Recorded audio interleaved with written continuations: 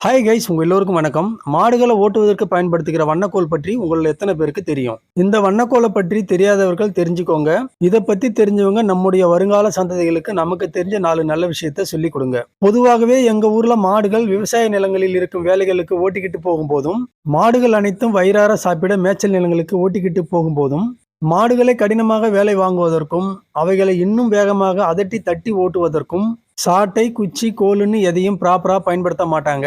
அவைகளை பயன்படுத்தும் அளவிற்கு இருக்கிற வேலைகளில் யாருக்கும் பொறுமையும் இருக்காது. அதனால கையில கிடைக்கிற ஒரு துண்டு கயிறு, ஏதாவது ஒரு செடி, கொடி, மரம்னு ஒரு குச்சியை உடைச்சி மாடுகள் எல்லாவற்றையும் ஓட்டிக்கிட்டு போவதுதான் வழக்கம். கிட்டத்தட்ட இந்த பழக்கம் தான் எல்லா ஊர்களிலும் இருக்கும்.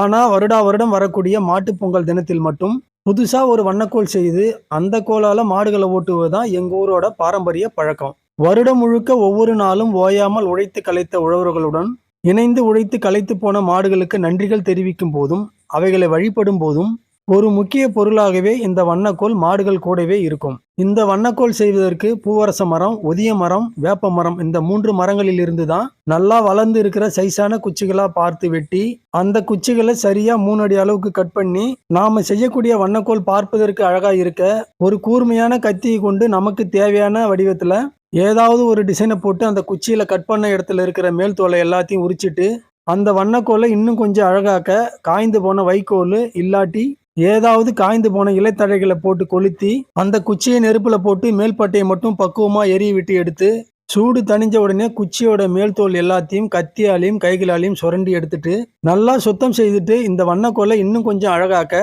மஞ்சள் பொடி கொஞ்சம் நல்லா குழைச்சி இந்த குச்சி மேல தடவி கொஞ்ச நேரம் நிழல்ல காய வச்சு கடைசியா தண்ணியில கழுவி எடுத்தா போதும். செயற்கை வண்ணம் தீட்டாத நேர்த்தியான அழகான வண்ணக்கோல் ரெடி. நான் 30 வருஷத்துக்கு முன்னாடி இந்த வண்ணக்கோலை பத்தி முதல்ல தெரிஞ்சுக்கும் போது நம்ம முன்னோர்களுடைய கலைநயத்தையும் அவர்களுடன் இணைந்து விவசாயத்திற்கு பெரும் பாடுபட்ட மாடுகளுக்கு மரியாதை செய்ததையும் ஒரு உயிர்மை நேயத்தையும் என்னால உணர முடிந்தது.